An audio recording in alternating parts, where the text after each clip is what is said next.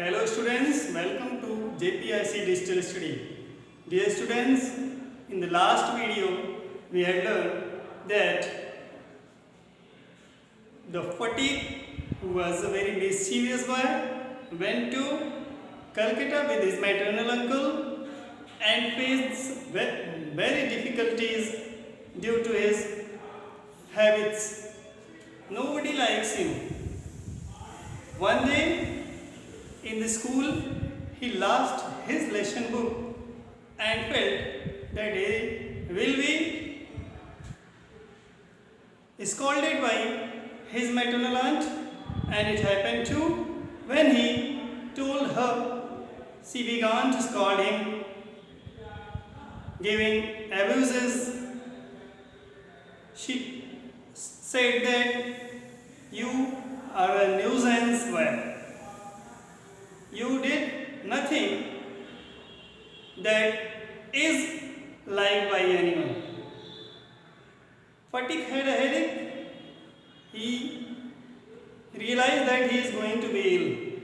पिछले वीडियो में हमने फटीक के बारे में जाना कि फटीक अपने मामा के साथ कलकत्ता जाता है और वहाँ उसका प्रवेश एक स्कूल में हो जाता है। उस स्कूल में वह तरह तरह की कठिनाइयों का सामना करता है, क्योंकि उस स्कूल में सबसे कमज़ोर विद्यार्थी फटीक ही था। एक दिन विद्यालय में वह अपनी पुस्तक खो देता है। पुस्तक के सहारे तो वह पढ़ नहीं पाता था, तो बिना पुस्तक के उसकी पढ़ाई कैसे होती, यही सोचकर वह परेशान था और साथ ही साथ यह विचार कर रहा था कि जब उसकी मामी को पता चलेगा तो वह उसको बहुत डांटेगी। और जब उन्हें पता चला तो उन्होंने उसे डांटा भी।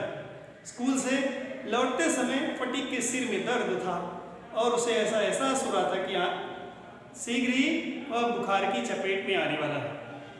आगे फटीक के साथ क्या होता है, द होम कमिंग के इस थर्ड पार्ट में हम जानेंगे कि फटीक के साथ होता क्या है और इस कहानी का अंत कैसे होता है। तो आइए हम अपनी पुस्तक के सहारे इस कहानी के अंतिम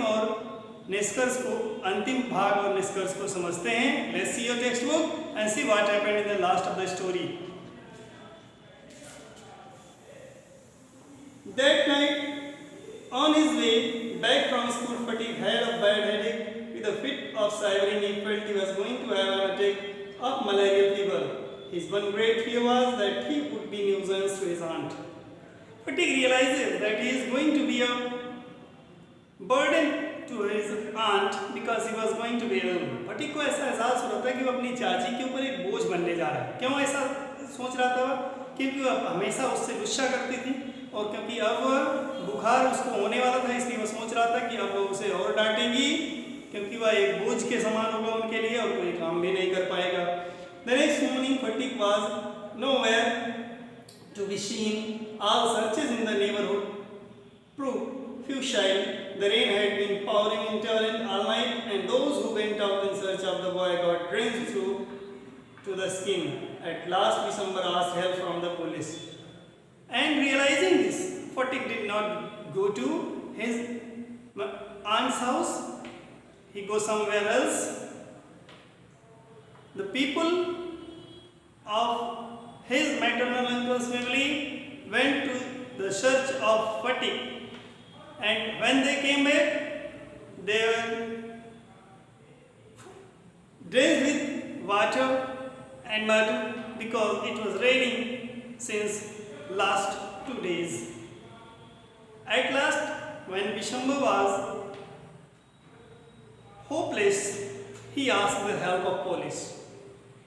फटीक इसी विचार में कि उसकी मामी उसको डांटेगी, वह इसी भय से घर नहीं जाता है और कहीं और चला जाता है। उसके मामा के घर में लोग चिंतित थे और उसकी खोज में निकलते हैं। जब लोग वापस लौटे तो वह निराश थे और पूरी तरह से मिट्टी और कीचड़ से सने हुए थे, क्योंकि 2 दिनों से लगातार बारिश हो रही थी। बिशंबर, जो कि फटीक का मामा था, वह असहाय हो जाता है, उसे निराशा होने लगती है, तो वह अंत में फटीक की खोज के लिए पुलिस की मदद लेता है।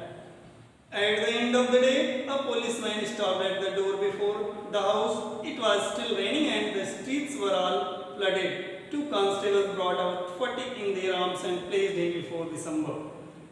In the evening, 2 Vishambhar's house with fatigue, who is trembling with fever.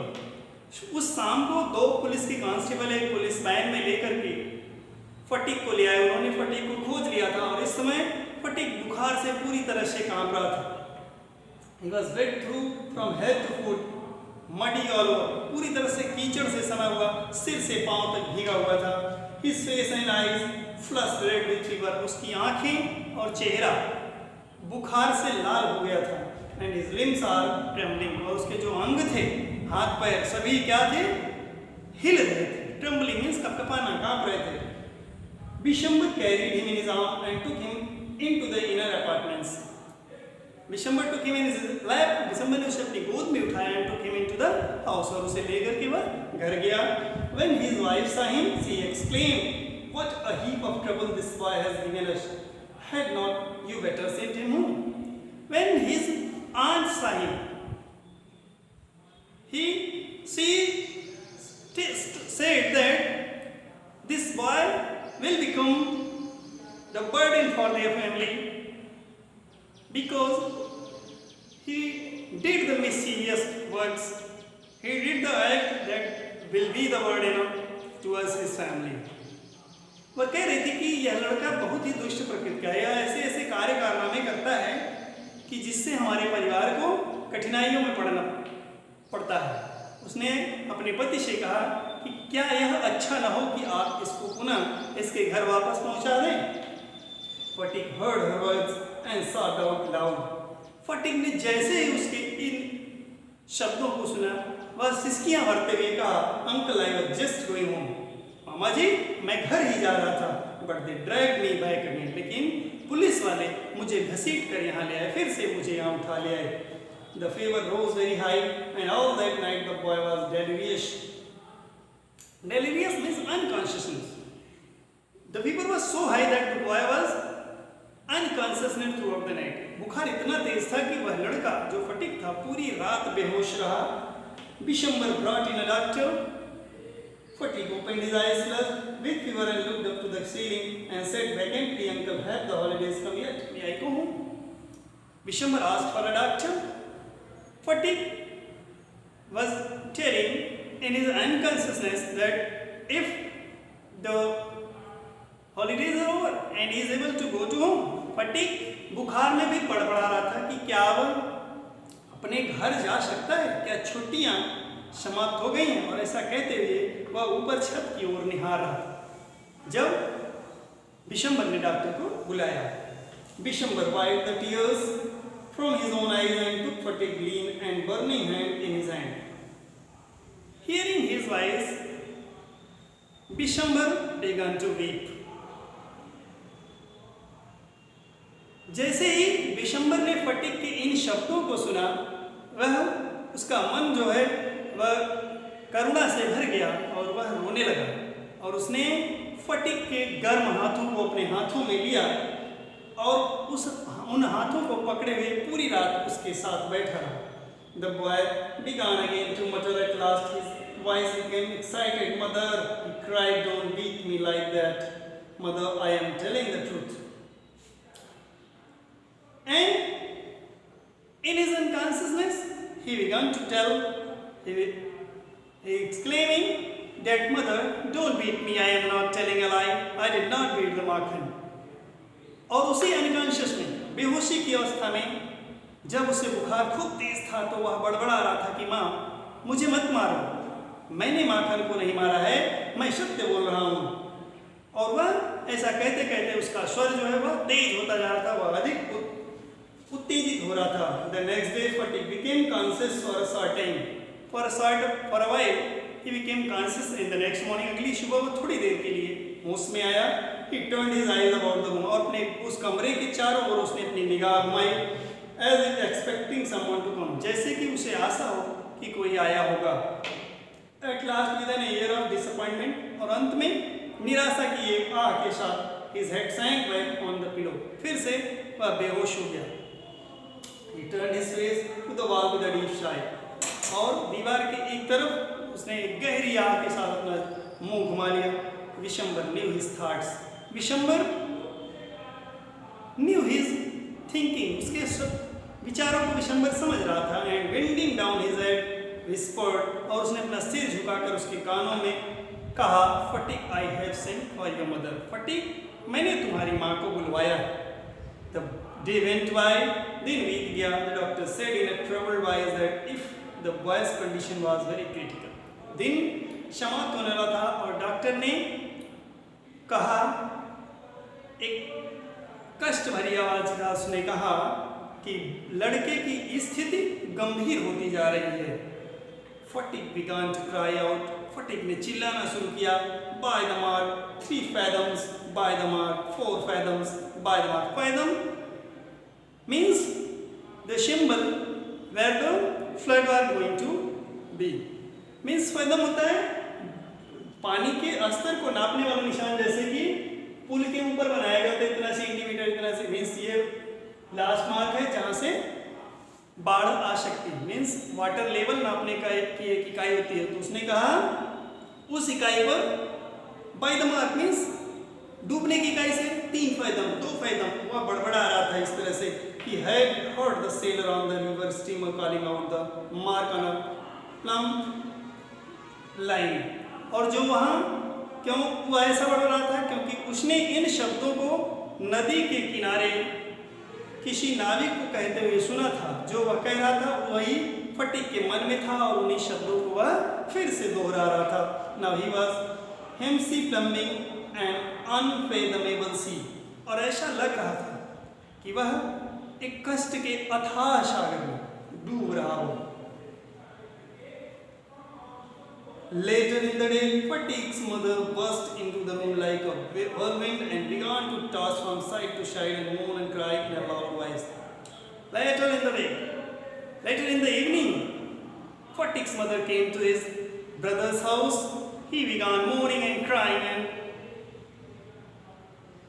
taking his son into her arms.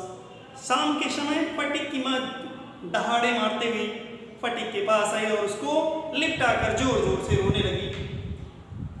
Vishamba tried to calm her agitation, but she flung herself on the bed and cried, "Fatigue, my darling, my darling." Vishamba tried to make her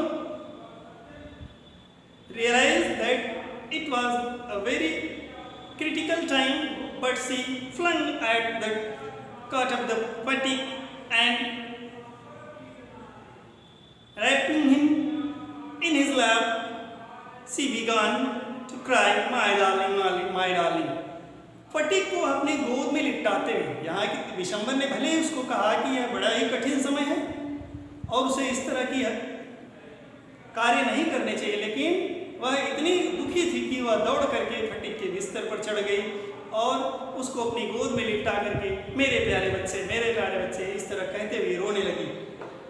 Fatigue stopped his restless movement for a moment. His hand ceased beating up and down. He said, Fatigue stopped his restless movement for a moment. थोड़ी देर के लिए fatigue ने अपना हाथ पांव चलाना शुरू कर दिया, पटकने लगा और बोला, द मदर क्राइड अगेन। माँ ने फिर से आह भरी, फिर से चिल्लाई, फटीग माय डार्लिंग, मेरे प्यारे बच्चे fatigue. Fatigue very slowly turned his head and said, without seeing anybody said, बिना किसी को देखे फटीग ने अपना चेहरा माँ की ओर घुमाया और बोला, mother the holidays have come. उसने कहा, माँ छुट्टियाँ आ ही गई, and I am going to my house, और मैं अपने घर अब चला जाऊंगा। Students, it's your lesson. Read the lesson with the help of this video. We will meet in the next video with the next chapter. Till then, thanks.